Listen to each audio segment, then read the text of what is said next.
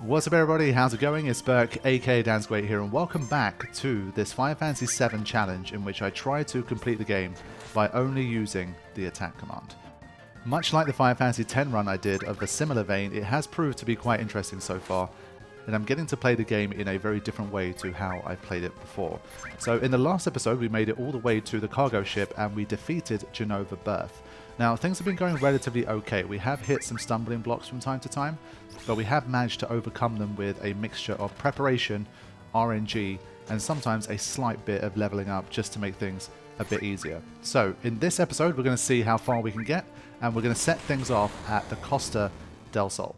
Once again, thank you all so much for the big support for this series. It's been going really well once again. I do appreciate it. So to continue to see more stuff like this, please remember to drop a like and show the series some love. And I will continue to do my best to provide this type of challenge content alongside my regular material. So let's get into it and continue the Final Fantasy VII Attack Only challenge.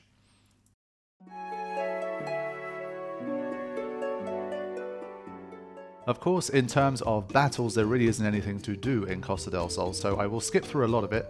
I did pick up a few things along the way, just in case they would prove useful, like for example, there is a fire ring to be picked up. And then I had an opportunity to buy some better equipment, so I got some carbon bangles to help boost my defense.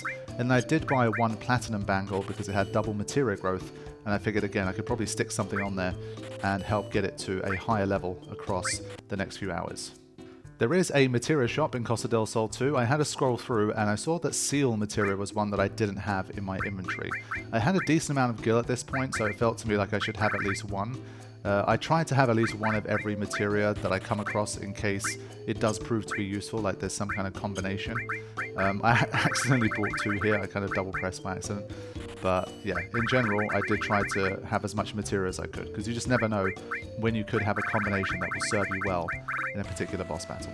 And then the final thing I did was to buy some tranks, because obviously they're proving very useful. Then I got to check out Hojo being a Chad, just chilling on the beach with the babes. And as jealous as I was, it was time to move on and continue the story. So let's see some random encounters in the next regions and see how they went. And then we will start making moves towards the next boss battle. Let's see what we have here. Now, I have obviously a few extra levels because I overestimated Jenova Birth a little bit. I think I ended up getting like 3 more levels in the build up to Jenova, which I ended up not really needing. I assume that's going to make obviously these random encounters even a little bit more easier. But this one, again, you're seeing like the same pattern continues on. Like obviously the game's going to continue to get more difficult as you move on. And even though my levels are growing higher, I'm still not at the stage where like I'm going into random encounters and just one-hit KOing things. But we continue to see probably what I think has got to be the biggest difference so far between Final Fantasy VII and Final Fantasy X in terms of these battles. And so for me at least, it continues to be the case that the biggest difference between Final Fantasy VII and Final Fantasy X so far that I'm seeing is that the damage that the random encounters can do to you as a ratio of your maximum HP just seems to be much lower in Final Fantasy VII. They might have more HP, again, like in relative terms, they might have more HP than the enemies in Final Fantasy X, but their damage output just seems to be a lot lower. Now, I believe this is true anyway, but the two reasons why this is really exaggerated, I think, in this particular playthrough is because of course, the back row mechanics, which don't exist in a game like Final Fantasy X, and the fact that you have the sadness status as well. So the amount of damage you can reduce without having to really cast any spells, have any specialist equipment, do any of that kind of stuff is way greater in Final Fantasy VII. And so that's why defensively we're in a much stronger position than we were for Final Fantasy X in our playthrough. And you can see it's making a big difference. I am continuing to get through the random encounters pretty quickly. I mean, you can see even this far into the game, there's enemies that are doing like 9 damage. So it's literally basically 1% of my entire HP bar. That's one thing that's really been working in my favor so far. Random encounters haven't really posed any threat at all. Even the ones with statuses, they're just like, they're not the kind of statuses that last long enough or that are done as frequently enough to cause any kind of major issues yet. So I was generally continuing to make decisive and rapid progress. Again, whenever I got the chance, I was picking up stuff. Like, for example, these sources, and these were really good too, because obviously they're like free stat boosts without having to actually level up. So they can increase their relevant stat by 1 point. So like a power source will increase your strength by 1 point, etc. And so pretty quickly we managed to navigate all the way to North Corel, went through that because it was mostly just dialogue anyway, and then it was on to Gold Saucer for the first time. And of course in Gold Saucer, the main thing that happens on your first visit is that you meet Cait Sith, and Cait Sith joins your party. Now obviously, as you've seen throughout this run, we are going to favour party members that can attack from the back row at full power. And so Cait Sith was pretty useless, and well, Cait Sith, especially in the first part of the game, is a spy slash snake for Shinra, and so I renamed Cait Sith to something I considered a little bit more appropriate. And then we had to go to Corel Prison to continue things. Now the thing that happens here is that your party changes. You have to have Cloud, Aerith, and Cait Shit in your party. And so I did what I could. I just gave like the best equipment that I had at this point, which was not a lot really. And immediately I was thinking, okay, could this change the outcome a little bit? Because as much as I'd obviously love to have the party that I want all the time, there are going to be times where the game forces you to have a different setup. These were the kind of sections of the game that could potentially be a bit more dangerous. So let's see how this party fared, because it's a pretty weak party. Only Cloud has long range ability. Aerith's attacking is very weak, and Cait Sith is not equipped to attack from the back row very well. So let's see this random encounter, see how things go. Cait Sith only doing 65 damage, Aerith with 28, and we're getting our gil stolen here as well. So not a great start, but thankfully Cloud is able to take it out in time and get us our gil back. But in general, thankfully Cloud is strong enough to do most of the heavy lifting here. So thankfully that was the only encounter I had to do with that team. It definitely was far from ideal, but soon I basically ran into the little kind of building slash hut where I was able to change my team back to something that I thought would work better. And so after spending a bit more time in Corel Prison and dealing with the story and the random encounters there, it was time for the showdown between Dyne and Barret. So let's see how this one went. I really can't wait for this in Final Fantasy VII Rebirth. It's really going to be an epic moment. Barret's story is so good, especially early on. Okay, let's see. Needle Gun comes in, 48 damage. That's looking good because I can basically survive over 20 attacks. So once again, the back row and the sadness really helping here. And Barret's damage output is looking pretty strong too. So I'm happy with that. Now S-Mine comes in, 49, same damage. So still looking unlikely to be a problem here. It just seems that in this game, the enemies don't have that many moves to be able to bypass like the defense gain from sadness or back row. A lot of just like more physical style attacks that come in. So I was feeling pretty confident at this point. Wasn't sure what other moves Dyne had, if any. Just S-Mine and his regular attack were unlikely to be enough to get the job done. And he does only have 1,200 HP, which, again, you're seeing Barret's eating that away very quickly. So I was pretty confident here until this Molotov cocktail came in, but it only did 52 damage, which was fine. And so I continued going here. It felt to me like I did more than 1,200 damage in this fight, but there we go. Eventually, Dyne did fall, and Barret still had just over half of his HP. So they didn't make that one too difficult for us. I think even if he was like 3 or 4 levels lower, we still would have got the job done. It seems like it's a bit more of a formality here, unless Barret is close to pretty much base level, which is very unlikely. So after the tragic conclusion of Barret and Dyne's story, we get to continue the game.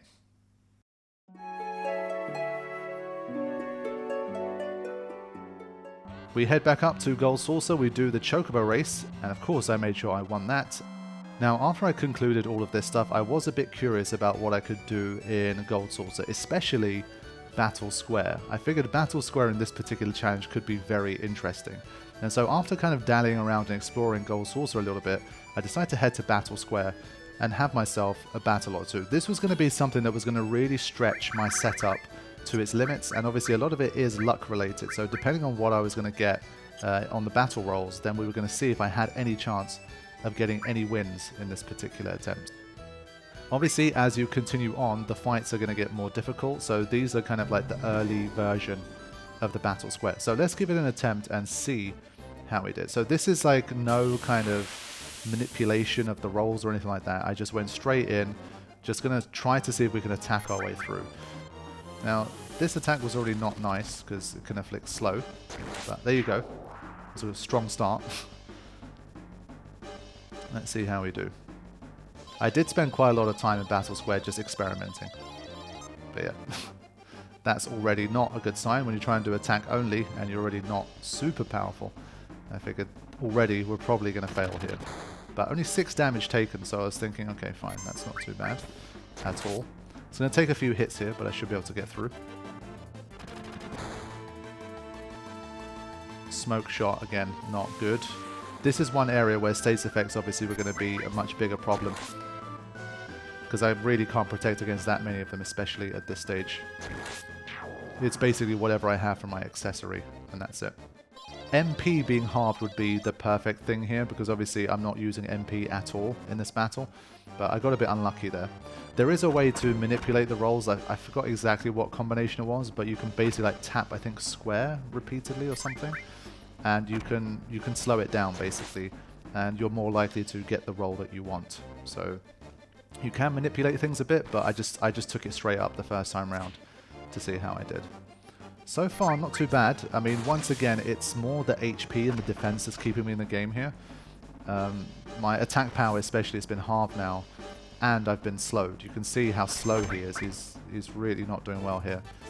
And so eventually this could prove to be too much, because once you get slowed, that's it. You seem to carry it through the entire Battle Square run, which is a bit annoying. I will skip these battles a little bit when relevant, otherwise it will just be an entire video on like Battle Square, and I do need to obviously continue to make progress, but so far at least, so good. For my first attempt, I was pretty happy with what I had so far. And while still I have about 75% of my HP, so can't complain. It does take a bit of time, but eventually I end up taking out that guy too, so that's 3 wins. Let's continue on, see how we do. Yeah, they're really messing with me here, but 415, considering the damage I've been taking, is still not too bad. So let's see if we can take down this guy. We've definitely fought it before. And it's still not doing that much damage, so hopefully within maybe like 4 or 5 hits, I can get the job done. And there we go. So we take that one out as well. Let's see what's going to be next. I really want to drop the MP, but no. Command materia is broken. But these guys, this is the one where they start doing more damage. So the first enemy that starts to do more damage, despite me being back row and having sadness, this is where my luck ran out. And you can see, well, there's 2 on 1. I'm slowed as well, and I'm taking pretty big damage. So I had no chance. And so I decided to run away. Yeah. So my first attempt wasn't too bad. I think I got through like 4 wins or something like that. So I wanted to see what I could do. But obviously being slowed so early on and then getting the broken weapon was just a bit shit. And so I wanted to give it another go and see if I could do a bit better if I had some nicer RNG. And so I decided that I would give it one more attempt, because I wanted to make sure I gave priority to the story. There's of course things that you can win from Battle Square, and I will be coming back for sure, but I didn't want to get too bogged down and spend like 3 hours just like trying different setups and trying to roll different RNGs for the Battle Square. So this was my final attempt here. And this is when I started to experiment with the slowing down business. Now, in 2 times speed, obviously, it's still looking very quick, but you can kind of, like, if you get used to it, you can manipulate things a little more once you learn how to kind of do that thing. Now, obviously, I had little experience with that, and so I screwed it up. But in general, there are ways to make the RNG work in your favor a little more.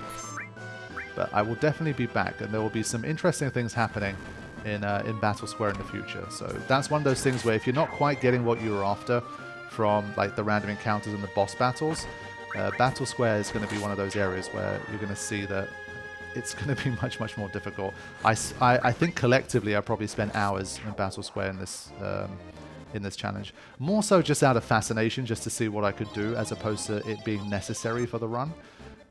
But yeah, you're definitely gonna see more in the future. There's just so many really harsh restrictions here that just make it so hard. Even in like a normal run, if you just get really rotten stuff, it doesn't matter how good you are and what comes up, like which enemies you encounter, sometimes it just doesn't work. But I'm still doing okay. You can see, like, if the right restrictions come up, like if I roll the right slots, I have a chance. So I got poisoned there second time, which was unlucky. And this time I finally got the lower MP. But once you start getting to this stage, the enemies just start doing more damage. And when it's 3-on-1 as well, and I have no way to heal, it's just too much. I can't keep up with them. And so at the moment at least, it seemed about 4 or 5 battles was the ceiling for me in Battle Square. So without getting too kind of bogged down with it, I decided to just give up and continue moving on towards one of the best and my favorite areas of the game, Cosmo Canyon. In terms of random encounters on the way, once again, nothing too difficult, but when we did encounter this particular setup, I thought to myself, maybe this could be trouble, because obviously they have petrification, and I can't heal petrification in the battle. So if I don't have anything to protect against it, with accessories or materia, then I could be in trouble. Now you can see the timer is pretty generous, so provided I can just get the job done relatively fast, then it shouldn't be too big a deal. But there are no pushovers, they can take multiple hits. So this is probably one of the battles that's definitely worth showing here, because we are quite literally on a timer. But there you go, I think that was the 3rd hit. So the fact that I can take them out that fast still means that it's definitely still manageable. If the countdown was like 15, then as you can see, Yuffie at this point would basically have been dead. And then it would have made for a much, much more interesting situation, and one where I could have potentially got a game over. But as it stands, you can see I just about have enough here. It's still not like super comfortable. Yuffie went down to 7 there, but it seems to me like this was probably pretty much like the worst possible scenario. And even then, I still managed to survive it. So the random encounters were still okay here on the way to Cosmo Canyon.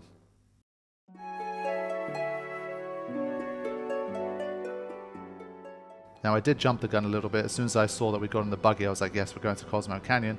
But of course, we can go to Gongaga first, and there we can fight the Turks once again. So let's see this battle against Reno and Rude of the Turks. It's been a little while since we fought them. Let's see how things go. Okay, so coming in with magic is nice, because obviously that's going to be more likely to do bigger damage on us. But speaking of bigger damage, that was a really nice critical hit there from Cloud. And especially with the cover materia for Barret as well, he's starting to show his stronger HP and his tanking skills as well. So he's taking a lot of nice hits for us here and contributing nicely to the damage as well. I do like the variety of moves that the Turks have, I do have to say. Like 150 damage at this stage, considering the whole back row sadness thing, is decent. But they don't seem to have moves that hit everybody, which is fortunate for us. That's when things are going to start to really get interesting, when you have moves that can affect the entire party. But there you go, nice cure there from Rude. But when you put together the damage that the 3 of us are doing, it's going to overpower the cure. And Barret doing a great job still.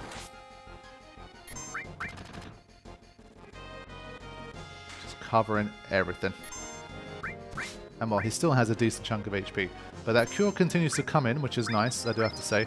And so at this point, I decided to switch over to Rude. Even though I was doing good damage, I figured, you know what, it's dragging the battle out. Maybe we should take out Rude first. So I changed strategies here, because I do know that Reno's not going to be able to heal Rude. So once we switch it up here, I think we're going to have a better chance of finishing things off. So I probably should have done this from the start in hindsight, but I didn't realize that Rude was going to cure him this much. So you can see he's kind of pre-programmed to just cure him periodically. So I thought, let's just take him out to avoid that. So this made the battle take a bit longer than it should have. But I was pretty sure that we'd get there once we focused our attention back to Rude.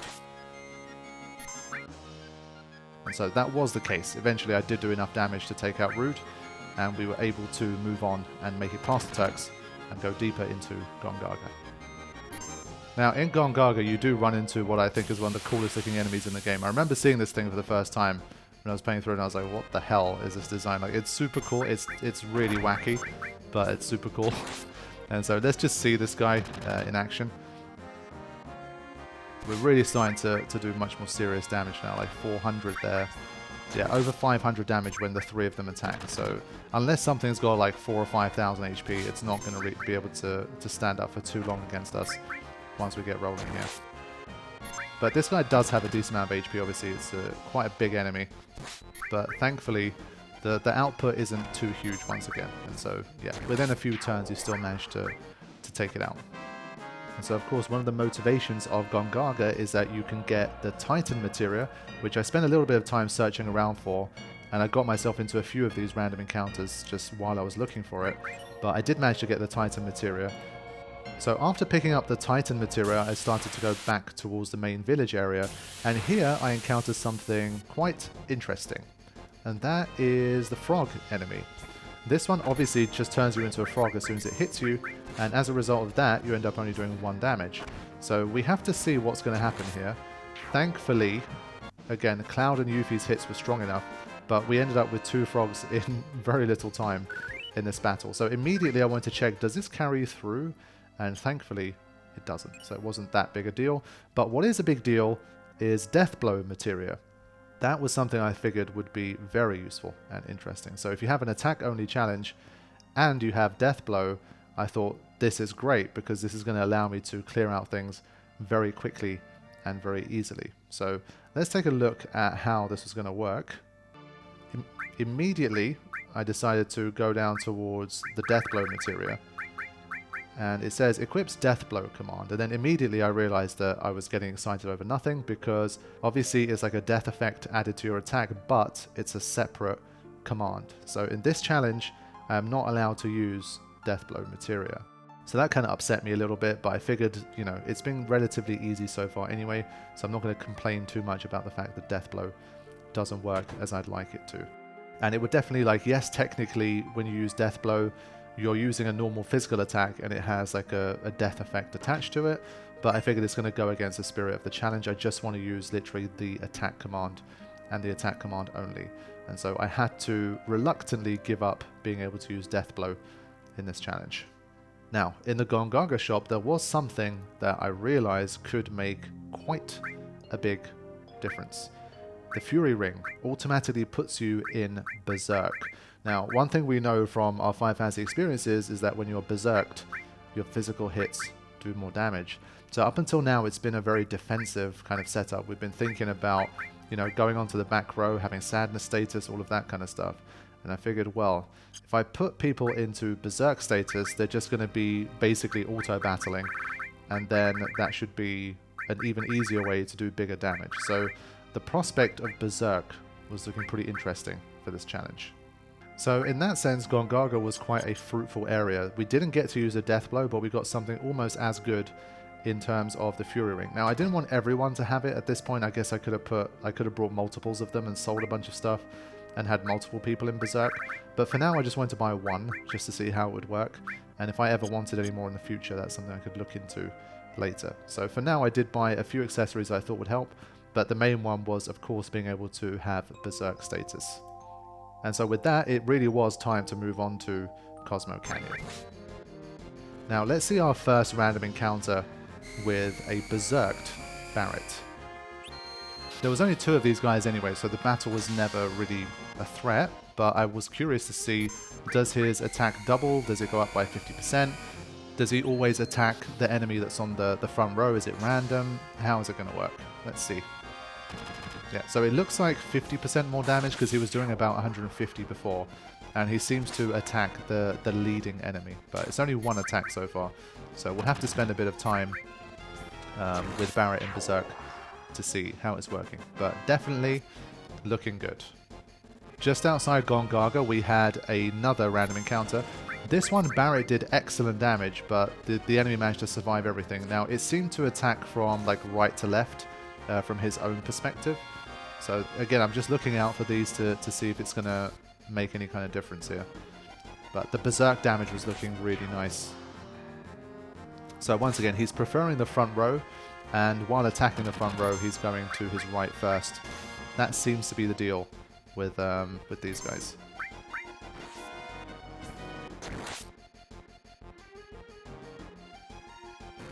The damage is slowly starting to creep up, like 71 there for Rage Bomber, but nothing super concerning for me. Yeah, that regular attack's still only doing 29, so still everything seems pretty safe in terms of the random encounters, and we're starting to get through them even more quickly thanks to Berserk. And so yes, finally we make it to Cosmo Canyon and get to enjoy that incredible theme.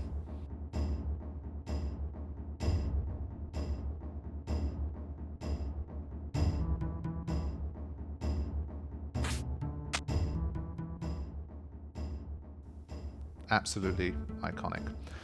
So once again, I'm gonna start to kind of skip through things here. I will show in the background some like shopping that I did and some things I've started to put together, because obviously with every new area there's new opportunities for materia, for accessories, and most of that stuff at this stage is very intuitive. Obviously if there's a better weapon, I'm going to buy it. If there's a better piece of equipment, I'm going to buy it. And if there's materia that can benefit me, or one that I don't have already and I have the gil for it, then I will also buy it. At this stage, gil was becoming a little bit of a problem, so I did have to start selling more stuff, but I had a decent amount of items as well, so I was just selling a few items that I thought I'm unlikely to need at this point in order to get the equipment that I wanted. But one thing I will draw attention to here is, of course, one of the most important materials that you can buy in the game that is passive.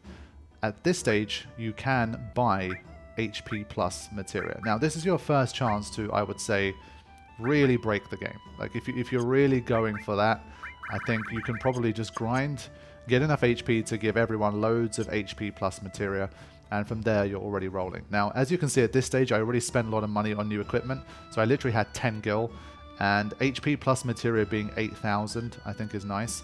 Now, there's materia to sell, there's things I could sell to get myself some of the HP plus materia, but I figured at this stage, let's just keep going for a bit, see what we can do in the Cosmo Canyon region, and then go from there. But yes, obviously HP plus materia is going to be huge. It's going to help us survive way more easily, and it's definitely a good pickup for a challenge like this if you really want to get to the end and try to make it through. And so we hang out with Bugenhagen, and he tells us all about the planet and the live stream, and after that we have to form a party to go down and continue Red 13 story. So it was a choice between Barret versus Yuffie. Once again, I think Barret's still the better choice because he does have more HP and he can tank things a little bit better if necessary. So I did bring in Barret, and I made a Cloud, Red, and Barret team. Now, Red, of course, he doesn't have anything long range, so he had to kind of sit on the back row and deal with doing less damage. But his weapon was pretty decent, so I figured at least he'd still be able to do a respectable amount of damage, even from the back row.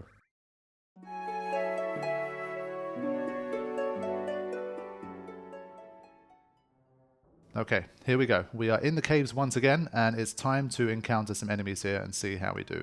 Now, these guys are basically undead, so you could obviously exploit them in a different kind of playthrough, but for this one, that's not going to be the case. We're still obviously attack only, so we just have to continue to brute force it and see how we do. Barret, of course, is still berserked, and we do have Red 13 and the team that's going to be a little bit less damaging than Yuffie would have been if she was there. But you can see that was a critical, but he definitely has a notably lower damage output. And Barret, with his upgraded weapon as well, he's starting to look really good with Berserk as well. So Cloud and Barret together, they're looking like they're doing very solid damage. So I was pretty confident for this particular section. Now, the boss that we're going to face, once again, it could be a significant step up. This was one that I didn't remember too much from, other than the fact that, once again, it's undead, so it would have taken damage from healing, but that's not something that, again, we can really exploit in this challenge, especially with this kind of setup.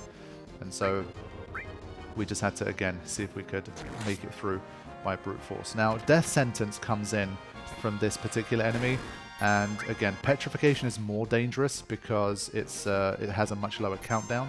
And so anything with like a 60 countdown for a random encounter, it's going to be too long to cause a problem.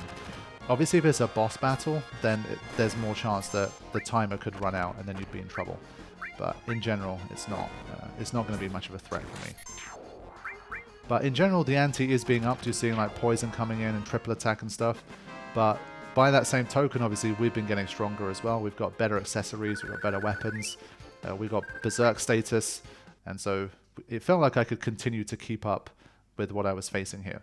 So there's a fair few like rooms to explore here. There's like materia to be found, and at this stage, once again, I'll drop it into kind of background footage to show you guys some of the things that I picked up. There was an important materia that I did pick up here that is pretty helpful for this run, and that materia is added effect. So let's take a look at what I did with it upon receiving it. It adds materia status to equipped weapon or armor. So yes, we have elemental for obviously elemental stuff, and then we have added effect for any kind of status effect that we want to try to either protect from or to apply to an enemy. So that gives Cloud like a two-headed spear to attack with both elementally and in terms of state effect. So that was a nice boon for the team, which was already doing well, but looking even better now as a result. So for added effect, I did add the frog status, and this is what happens. So obviously it's a powerful ability. When it hits, you've almost pretty much got like a guaranteed win. And so I figured that's probably a strong one to do, as opposed to something like poison, for example, that's going to take like a long time to really affect the game. And so for random encounters, at least, as a way to make them basically harmless, especially like this one, this was a good one because this spider has quite a lot of HP, but it becomes a non-factor when you afflict it with frog, of course. So yeah, added effect becoming immediately useful, and the gil was starting to rack up again pretty quickly. Now this area does have a lot of random encounters, and I was increasing my gil pretty rapidly. I did backtrack a little bit, and I decided to get my HP plus materia here, and well, I had enough gil for 2 of them, and so I did pick those up immediately because they're going to be very useful for the rest of the run. And so I did, of course, equip these because a lot of the material that I have is just not going to be that useful, so I can swap out something that gives you, say, +1 luck with an HP plus materia instead. And of course I do have double growth equipment, and so that's why I want to do it now, because the earlier I start to invest in them, the more it's going to pay dividends later on. And so yes, at this stage I do have HP plus materia, but as you're seeing, you can really just kind of exploit this to the kind of degree that you want. Now, even though things had gone relatively smoothly so far, I just didn't want to underestimate the rest of the game and run into some kind of difficulty spike or a specific boss where I regret not making better preparations in the past, because all it takes is one boss and you can be completely stonewalled and have a lot of trouble. So this felt like the right time to start getting some HP plus into the mix. So in preparation for the next battle, I decided to give Barret the fire ring to protect from the fire spell that I knew would be coming. Then I gave Barret a poison added effect to try and get some of that into the mix. And in general, that was the main kind of bulk of my preparation. I gave Cloud a bit more attack power because I didn't really have anything else I needed to defend against. And so with that, I was just about to head towards the Nattak boss battle, but I got interrupted by this guy who I disposed of very quickly, as you saw.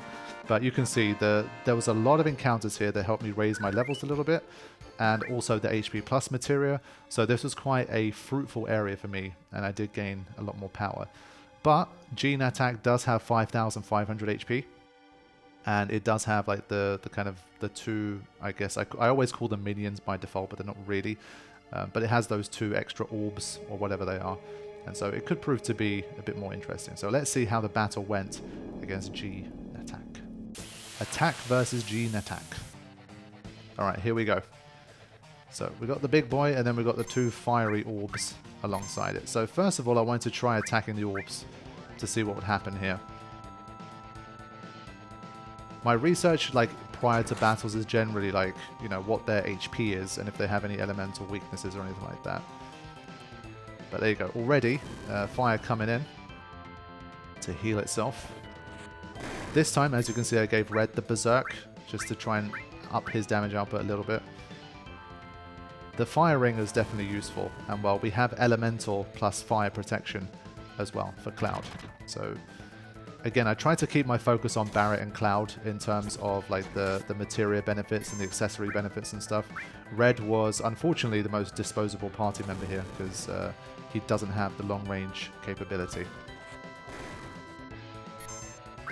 So you can see it's going to take a little while with the damage output here. But thanks to, again, the protections that I have, I'm still managing to kind of keep a decent amount of HP here. But I do like this boss. It looks really cool. The takeover ability is really nice. Again, just really looking forward to this in 7 Rebirth, I have to say. Okay, bit of a weird graphical. There you go. But you see 166 there because Red doesn't have any fire protection. And so you can see, like, it can start to add up pretty quick, especially if it decides to pick on a certain one of the characters. But for now, the damage is nicely spread out, so as long as it continues that way, we're looking okay. But it doesn't seem like the added effect poison of Barret is working for this particular battle, unfortunately. It's kind of surprising how many enemies aren't immune to poison in these kind of games. But Barret, especially with the HP plus as well, plus the cover, he's really becoming that tanky boy that I will inevitably need him to be for some of the battles moving forward. The first orb is now back, but we're doing steady damage and we still have a decent amount of HP here, so I still fancied my chances, but then this move came in.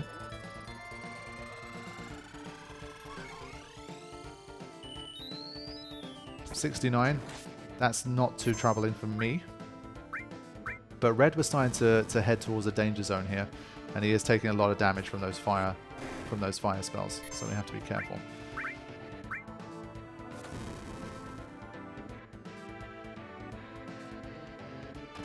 But you can see Barret's HP is still very impressive, despite the fact that he's covering. He has a lot of HP still. So I'm ignoring the orbs here in favor of doing as much damage as I can. But of course red, because he's berserked, we've lost control of him, and he's attacking the orb, which is kind of pointless here. So that is a disadvantage of berserk here. In this battle, red hasn't served us too well because he's kind of wasting turns sometimes. So I think in hindsight it was still a good idea to not have Barret berserked here, or Cloud, because then they would have been attacking the orbs and wasting a lot of damage here. But you can see 5,500 HP is holding up pretty well here against us. It's not been like a 60-second boss battle where we just blaze through. No pun intended. So yeah, red continuing to be not useful. For some reason I just couldn't select it. There you go. But yeah, those guys healing themselves is kind of irrelevant here. We're just going to continue fighting the main man himself. This was probably the longest boss battle of the game so far. It's definitely quite a significant one. Bottom's Well did take a while too, because it was just Barret by the end. But this one, like considering all three of us are attacking it, it's the longest boss battle. But you can see that Fire Ring putting in work there, doing a fantastic job. Once again, no materia in this one at all, then the outcome's going to be different, but in my mind, whenever I thought about that, it just kept coming down to the same thing, where if you just have no materia at all you can really do is just compensate for that by having much higher levels. And so it just becomes more grindy. You kind of swap a lot of the materia stuff with grindy play. So I was still happy, like I much prefer to use materia. And so with that, we managed to defeat Nattak and finish up the main like fighting and combat stuff in Cosmo Canyon. So we kept everybody alive once again, and we're just getting stronger and stronger here. And it seems at this stage that we're doing well, and we're at a stage where we're feeling pretty comfortable. So we'll have to see how long that's going to last, but it's looking to me like at this stage, we're on the verge of slowly starting to kind of break through, and the game's starting to become quite easy.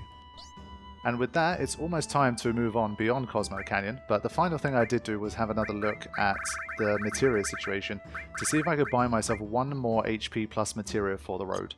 Obviously, idea being that at least every character had 1 HP plus materia moving forward. So I could sell a few things. I had a bunch of items or like equipment for characters that I knew I wasn't going to use. And so for that, I was able to get enough gil to buy 1 more HP materia for the road.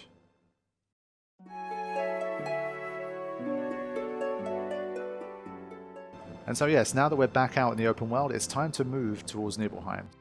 Once again, in Nibelheim, it was mostly story stuff. I was looking around all of the rooms, making sure I picked up any items or materia. Not going to spend too much time in this section. This will probably be generally like the final bit that I'll show you guys for this episode. But I do want to make it to something quite interesting inside the Shinra Mansion. So I am going to skip ahead, and I'll be showing you guys any little items and stuff I picked up in the background while I'm doing this little intro towards it.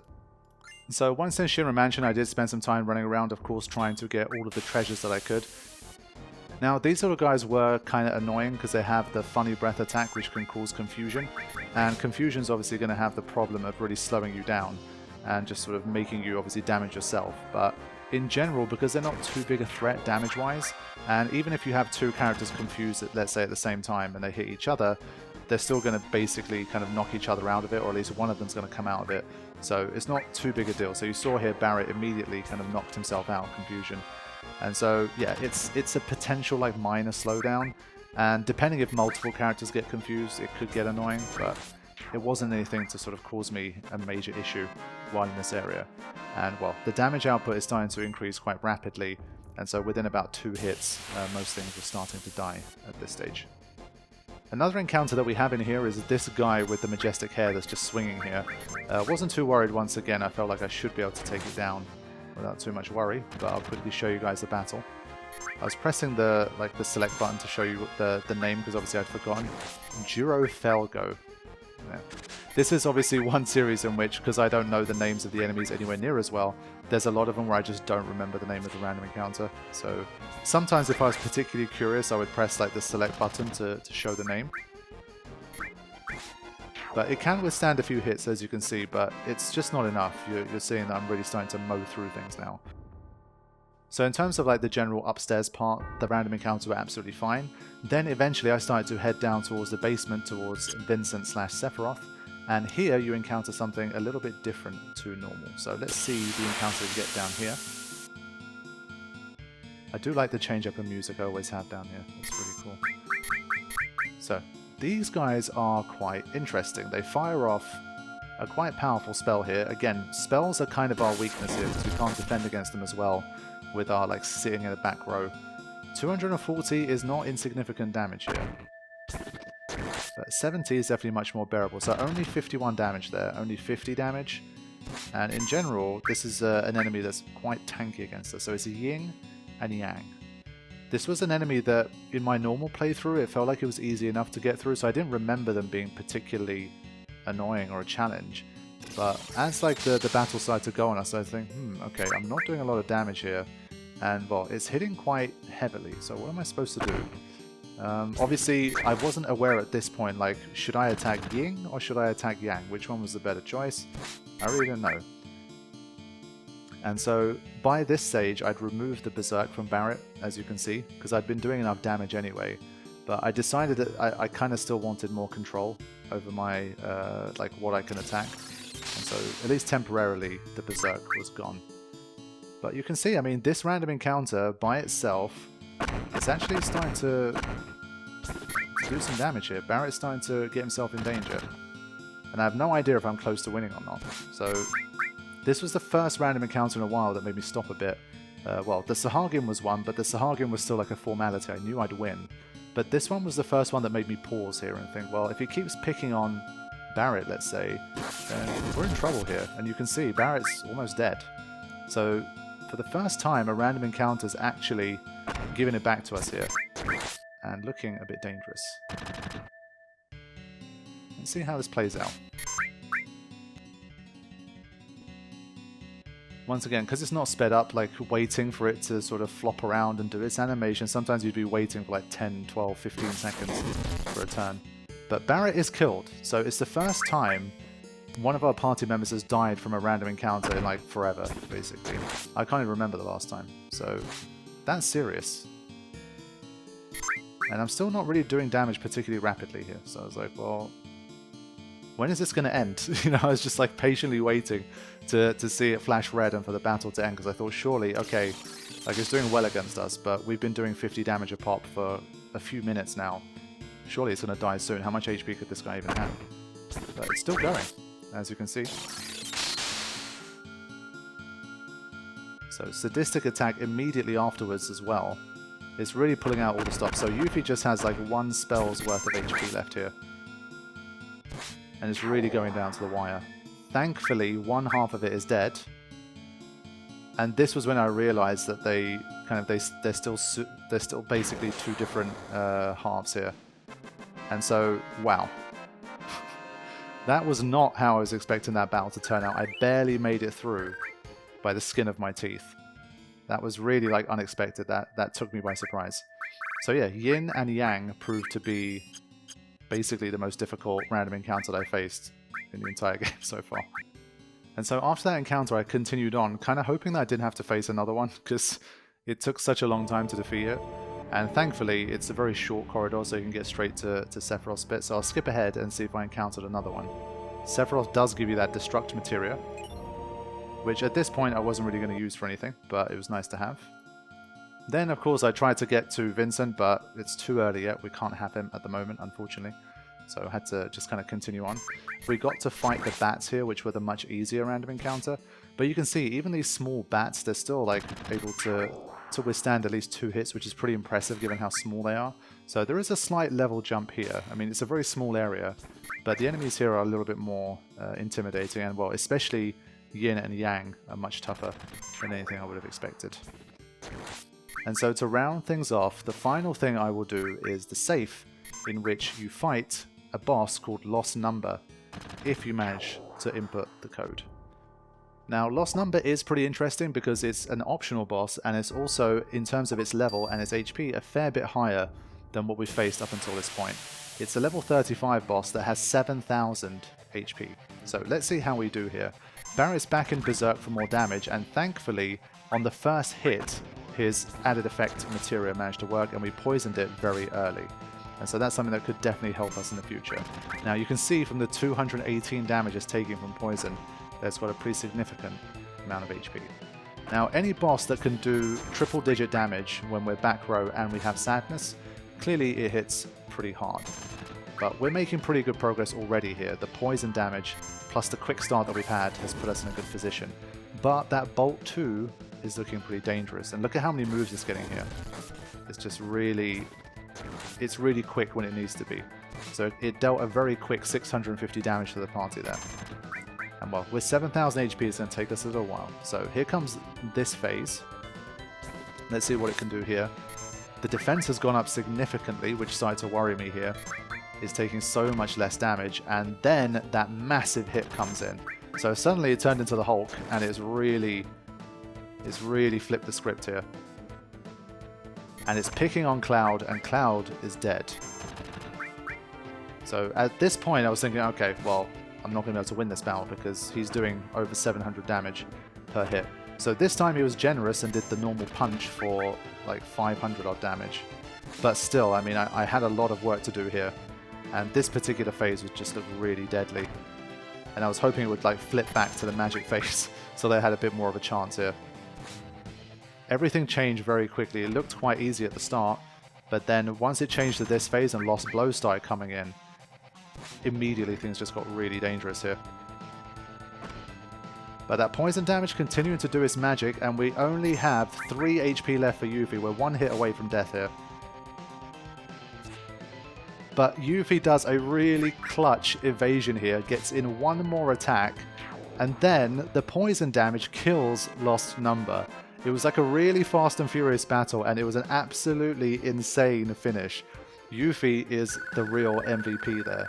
Everything happened so fast, but Yuffie was the only one left. She took a hit, had 3 HP left.